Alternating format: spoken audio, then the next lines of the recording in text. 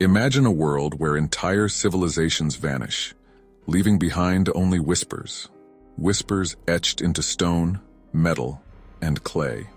What if I told you these whispers changed how we understand history? From a stone that unlocked an ancient language to a copper scroll promising hidden treasures, these artifacts hold the secrets of empires, kings, and mysteries still unsolved. Stay with me, because by the end of this video, you'll never look at history the same way. Our journey begins in the year 1799, in the Egyptian town of Rosetta, where a simple stone was discovered by French soldiers during Napoleon's campaign in Egypt. What looked like an ordinary artifact soon turned into one of the most significant discoveries in history, a key to unlocking 3,000 years of ancient Egyptian history. The Rosetta Stone was the Rosetta Code waiting to be cracked. The stone itself was inscribed with the same text in 3 scripts: Greek, Demotic, and hieroglyphic.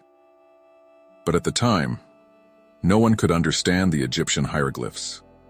The ancient Egyptians had left behind monumental temples, intricate tombs, and treasures, but their written language had remained a complete mystery for over 1,000 years. But how did this stone manage to survive the sands of time?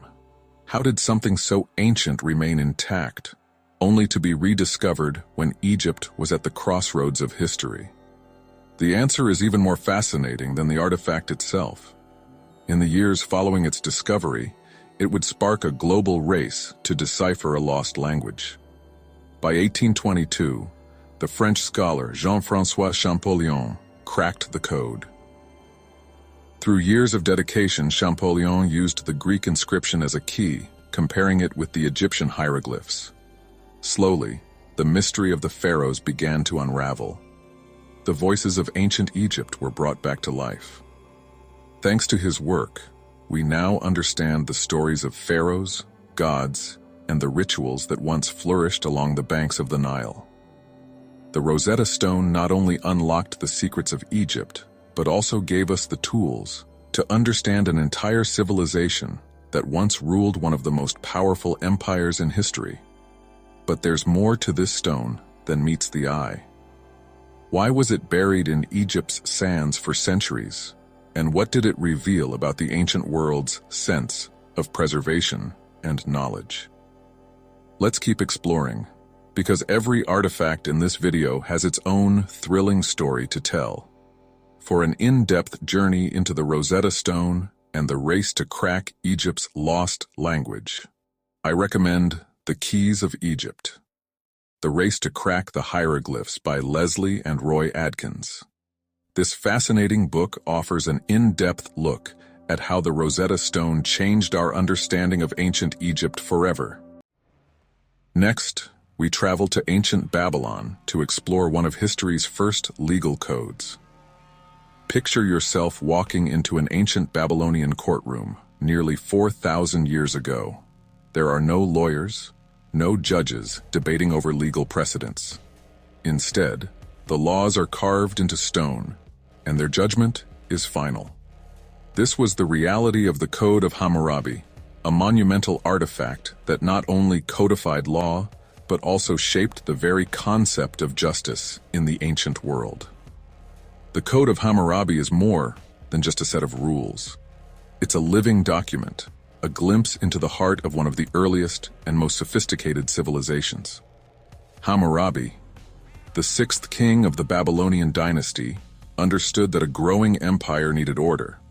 His code, engraved on a towering black basalt stele, contained 282 laws that governed everything from trade and family dynamics to criminal punishments and property rights.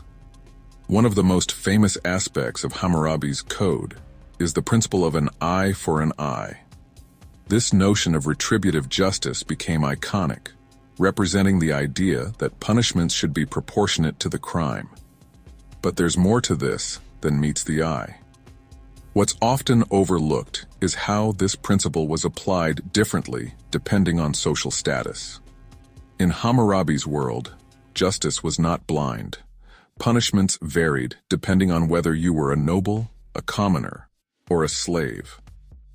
A noble might pay a fine for an offense, while a slave might suffer a much harsher penalty.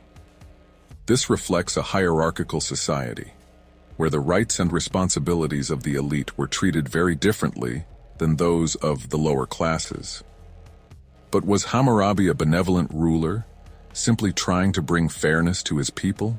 Or was he a clever monarch, using divine authority to cement his own power and control? By depicting himself receiving the laws from Shamash, the sun god of justice, Hammurabi made it clear that his authority was not just earthly, it was divinely sanctioned. His code was as much about propaganda as it was about governance. The journey of the stele itself is as epic as the story of Hammurabi's rule. Lost to history for centuries, it was rediscovered in 1901 in the ancient city of Susa, in modern-day Iran. How did it survive such a tumultuous journey? After being carried off as war booty by the Elamites, the stele lay forgotten for over 1,000 years, until it was unearthed by French archaeologists. Its rediscovery was a revelation, offering a glimpse into a past that had been erased by time. Today, the Code of Hammurabi stands as a powerful testament to one of humanity's first attempts at creating a just and organized society. But its legacy doesn't end there. Its principles echo through history, influencing modern legal systems in ways you might never have imagined. How do Hammurabi's laws compare to the justice we experience today? Let's dive deeper into how his code shaped the course of law and governance across millennia. If you're fascinated by Hammurabi's legacy and want to learn more about the man behind the laws, I highly recommend Hammurabi of Babylon by Dominique Charpin. This book provides an in-depth portrait of a king who not only ruled an empire, but also shaped the very idea of law itself. Now let's descend into the caves near the Dead Sea to uncover a metallic mystery. In 1952, in a remote cave near the Dead Sea, archaeologists uncovered something unlike any other ancient document. Hidden for nearly 2 millennia, this artifact was not written on parchment or papyrus, like the other famous Dead Sea Scrolls. This was the Copper Scroll, an astonishing map of treasures, inscribed not on paper but on metal, designed to endure the ravages of time itself. The Copper Scroll stands apart from the other Dead Sea Scrolls. While those texts contain religious writings and prophecies, this scroll presents something radically different. Its 64 entries describe immense quantities of gold, silver, and sacred objects. Treasures said to be hidden across the land of ancient Israel. But the question remains, were these riches real? Or was the scroll a symbolic map meant to lead to something far more profound? Spiritual enlightenment. The scroll's very composition was a deliberate choice. Crafted from copper, an incredibly durable material, it suggests the treasures it describes were of immense importance. Items meant to withstand the ravages of time, conflict, and betrayal. Yet, even with decades of scholarly study, decoding its cryptic directions has proven nearly impossible. Could this be a real treasure map, pointing to hoards of wealth buried for safekeeping? Or is it a tantalizing mystery, a riddle designed to remain unsolved forever? Some scholars believe the treasures were hidden by the Essenes, a mysterious Jewish sect responsible for the creation of the Dead Sea Scrolls. Others think the treasures may have been part of the riches of the Temple of Jerusalem, concealed during times of war to protect them from invaders. Despite decades of searching by archaeologists, treasure hunters, and adventurers, no one has found the fabled gold, silver, or sacred artifacts described in the scroll. Some believe the treasure may still be out there, buried beneath the sands, waiting to be uncovered. But perhaps there's a deeper lesson embedded in the Copper Scroll, one that challenges us to reflect on what we value most. Is it the treasure itself, gold, silver, and jewels? Or is it the rich tapestry of stories and history that connect us to the past? The Copper Scrolls mystery is not just about what is hidden, but about the stories we seek to preserve and the mysteries we're still trying to solve. What secrets lie buried in the sands of time, waiting for the right moment to reveal themselves? For a deeper dive into the Dead Sea Scrolls and their rich history, I highly recommend The Dead Sea Scrolls, a new translation by Michael Wise, Martin Abegg Jr., and Edward Cook. It's an essential guide to these ancient texts and the mysteries they hold. From treasure to triumph, we now explore the proclamation of a king who ruled an empire. High on a cliff in western Iran lies an ancient puzzle, a message etched into stone by one of history's most powerful kings. The Behistun Inscription is more than just an artifact. It's the Rosetta Stone of the ancient Near East. Written in 3 languages, Old Persian, Elamite, and Babylonian, it was the key to unlocking the secrets of cuneiform, the script that dominated Mesopotamia for thousands of years. Commissioned by King Darius III of Persia around 520 BCE, this monumental text tells the story of his rise to power, his defeat of rivals, and the divine favor of Ahura Mazda, the Zoroastrian god. But carving this declaration of legitimacy onto a cliffside wasn't just about history, it was propaganda on an epic scale. The Behistun Inscription was written for an audience that stretched across empires. The use of 3 languages ensured that everyone from Persian nobles to Babylonian scribes could read Darius's version of events. And centuries later, it became the key to deciphering cuneiform, thanks to scholars like Henry Rawlinson, who scaled the perilous cliff to copy the text in the 19th century. But why risk life and limb to immortalize a story in stone? For Darius, this was about more than power. It was about control over the narrative. He didn't just rule, he defined what history would remember. So what lessons can we draw from this ancient proclamation? And how does it connect to our understanding of power and legacy? Let's keep exploring. For a fascinating dive into ancient languages and their impact, I recommend Empires of the Word, A Language History of the World by Nicholas Ostler. It's a captivating read on how language shapes civilization. Our journey continues with an artifact that may be the world's first printed document. Imagine an artifact so mysterious that it has puzzled scholars for over a century. Discovered in 1908 amidst the ruins of a Minoan palace on Crete, the Phaistos Disc is no ordinary relic.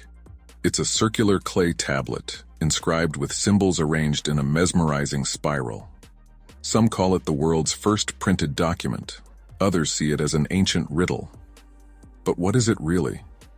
The Phaistos Disc, made of fired clay, bears 241 symbols pressed into its surface with individual stamps, a technique remarkably advanced for 1700 BCE, the height of the Minoan civilization.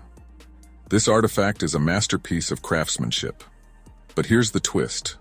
No one knows what it says or even what language it represents. The symbols, ranging from human figures to abstract shapes, seem to speak a language we can't yet hear. Over the decades, scholars have proposed countless theories.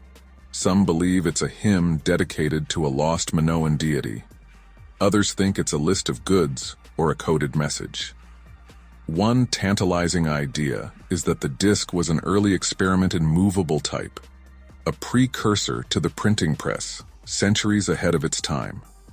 But without a Rosetta Stone for the Minoan language, we're left with educated guesses and a deep sense of wonder. Why would the Minoans invest so much effort in creating something so intricate yet so cryptic? Was it a sacred object intended to convey messages to the divine? Or was it a testament to their artistic and intellectual achievements? Whatever its original purpose, the Phaistos Disc stands as a testament to human ingenuity and the enduring allure of the unknown. Could the answer to its mystery be hiding in plain sight, waiting for the right breakthrough? Or is this one enigma meant to keep its secrets forever?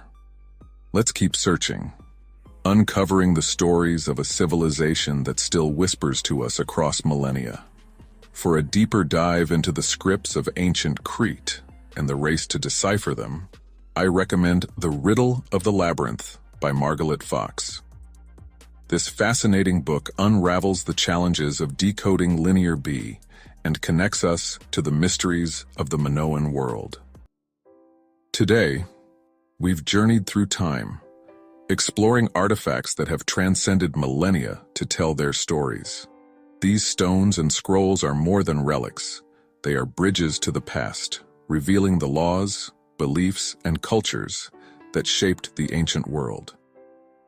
From the wisdom of Hammurabi to the hieroglyphs of Egypt, each discovery connects us to the people who came before and continues to shape how we view history and ourselves. But our journey is far from over. There are still countless mysteries buried in the sands of time, waiting to be uncovered. Which ancient artifact fascinates you most, or which one are you eager to learn more about? Let me know in the comments below. We might just explore it next. If you enjoyed unraveling these historical mysteries, don't forget to like this video, subscribe to the channel, and ring the bell icon. That way, you'll never miss the next chapter of our adventure. Until next time, remember, history is always waiting to be rediscovered. And who knows what secrets the past still holds.